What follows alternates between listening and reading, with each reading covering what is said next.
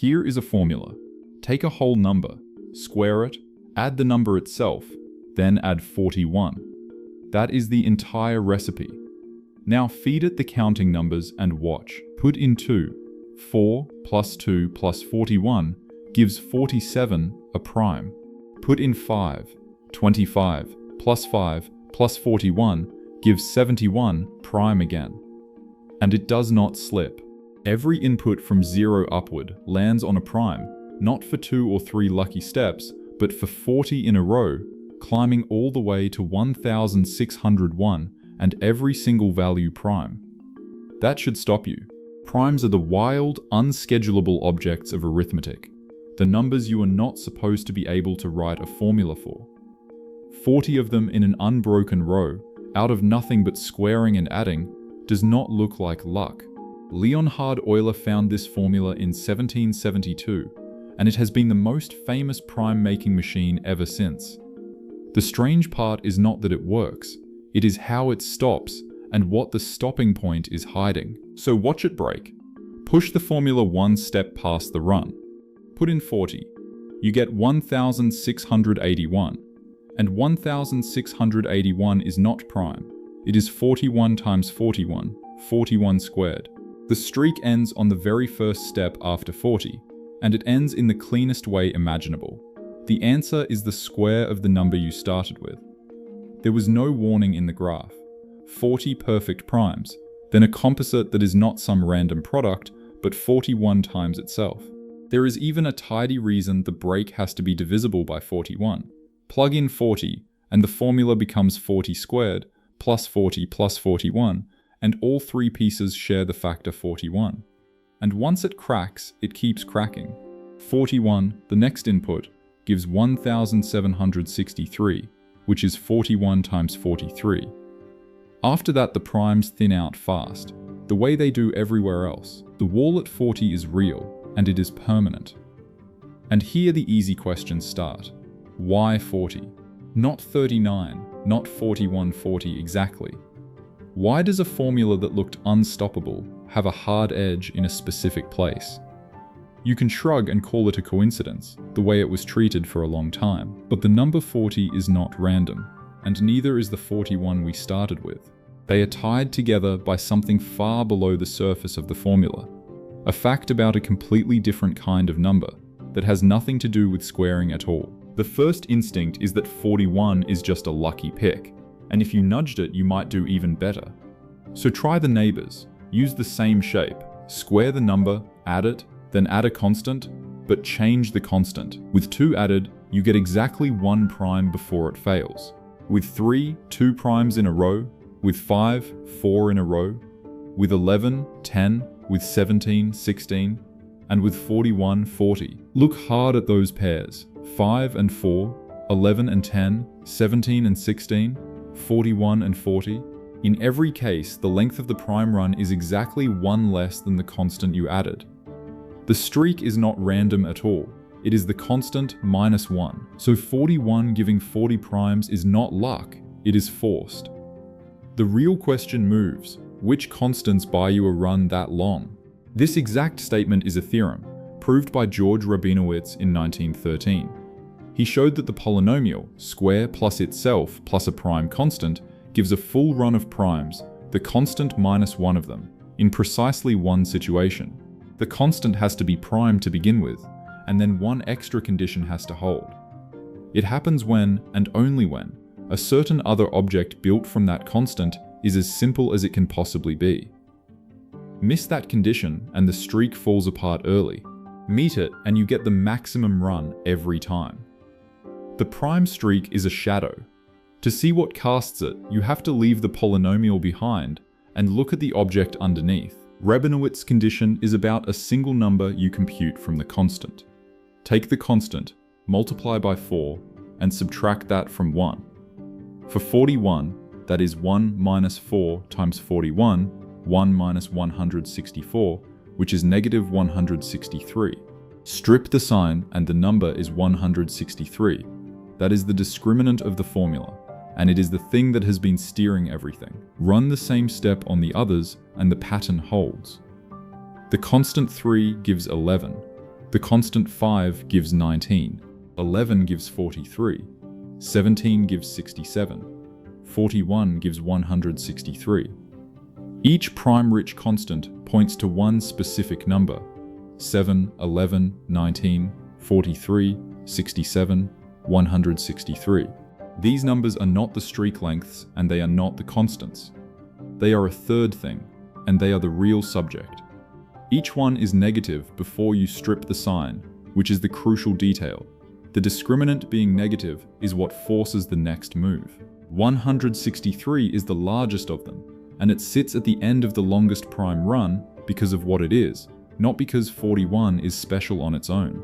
To say what that is, we need the object the discriminant actually measures, a number system, built by adding the square root of a negative number to the ordinary integers. Imagine extending the integers.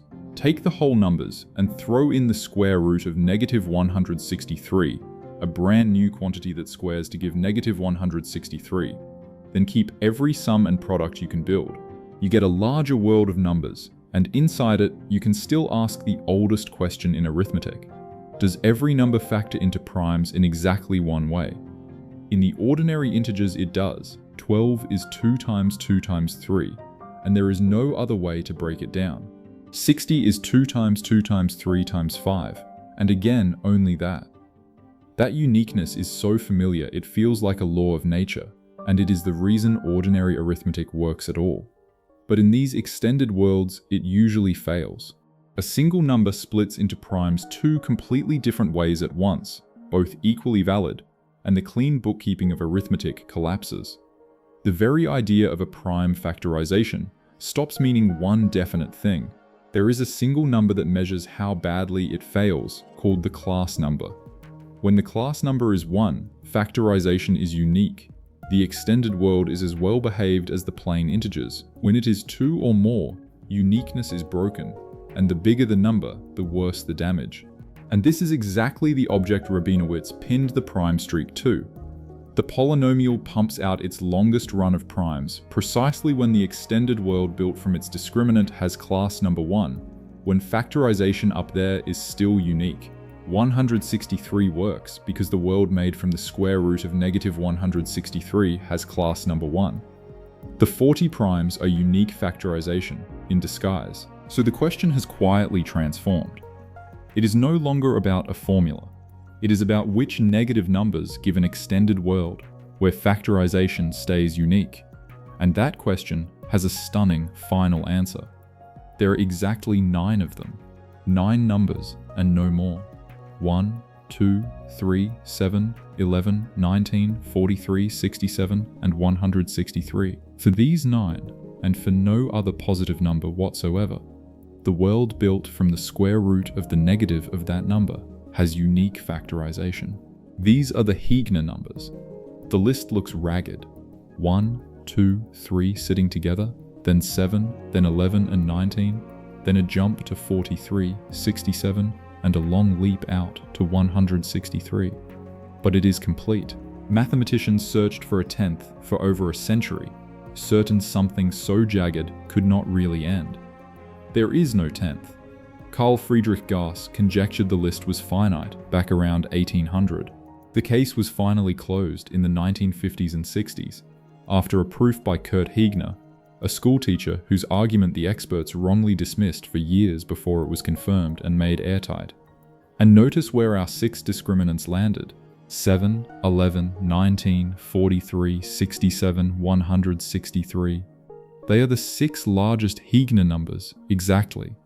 The small ones, 1, 2, 3, are too little to drive a long prime run. So the longest possible streak from Euler's kind of formula is capped by the largest Heegner number there will ever be. 163 is the end of the line, and 40 is one less than 41 for the same reason. Step back and the whole family snaps into a single picture. Each prime-rich constant, each prime streak, and each Heegner number are 3 views of one fact. The constant 3 is tied to 11 and gives 2 primes. 5 is tied to 19 and gives 4. 11 is tied to 43 and gives 10. 17 is tied to 67 and gives 16. And 41 is tied to 163 and gives 40, the record. Read the streaks in order and they climb: 2, 4, 10, 16, 40. Read the Heegner numbers beside them and they climb in lockstep: 11, 19, 43, 67, 163. The link is exact and rigid. The streak length is always the constant -1, and the Heegner number is always 4 times the constant -1. So once you know the list of Heegner numbers stops at 163, you know the prime streaks stop at 40. There is no constant out there waiting to beat Euler's, because there is no Heegner number bigger than 163 to license it. The wall at 40 was never a quirk of the number 41. It is the visible edge of a list that has only 9 entries in the entire universe of numbers. Euler stumbled onto the top of that list 140 years before anyone could say what the list was, and the same number that caps the prime run leaves one more fingerprint, in a place that looks like it belongs to a different subject entirely. Take the number 163, take its square root, multiply by pi, and raise the constant e to that power. There is no reason on earth this should be a tidy number. It mixes e and pi and a square root of a prime, 3 of the least cooperative quantities in mathematics. Here is what comes out: 262 quadrillion, 537 trillion, 412 billion, 640,000, 768.999, and then 9 more nines, 12 nines in a row after the decimal point. The number misses being a whole integer by less than 1 trillionth. A number built from e and pi and a square root has no business landing that close to an integer. It is off by about 7/10 trillionths, and no more. For a long time this looked like a cosmic coincidence. It is sometimes called Ramanujan's constant, after the mathematician whose instinct for such near misses was uncanny. But it is not a coincidence, and you already know the reason. It is 163 again, because the world built from the square root of -163 has class number 1. A deep function in number theory is forced to take an exact integer value there. 640,320 cubed plus 744, and e to the pi root 163 is that integer almost exactly, with the 12 nines as the tell. The same fact that gives Euler 40 primes makes this monster of a number a hair away from whole. One cause, 2 faces. So here is the whole shape of it. A formula, square the number, add it, add 41, that produces 40 primes without a single miss, then breaks at exactly 40 on the square of 41. That wall is not luck. The streak length is the constant -1, and a streak that long exists only when the number system built from the discriminant has unique factorization. The discriminant of Euler's formula is 163, and 163 is the largest of the 9 Heegner numbers, the complete final list of negative worlds where factorization stays clean, and the same number signs its name twice. It caps the longest prime-generating polynomial there can ever be, and it drags e to the power pi root 163 to within a trillionth of a whole number, 12 nines deep. The polynomial and the almost integer were never 2 facts. They were one fact, 163, seen from 2 directions. That is the quiet structure under a formula that looks like a parlor trick. Euler wrote down a rule for making primes and never knew why it stopped where it did. The reason was waiting 2 centuries down, in the arithmetic of an invented number system, and the number that ends the prime streak is the very same number that bends e and pi into an almost perfect integer. The trick was never a trick. It was 163, all the way down.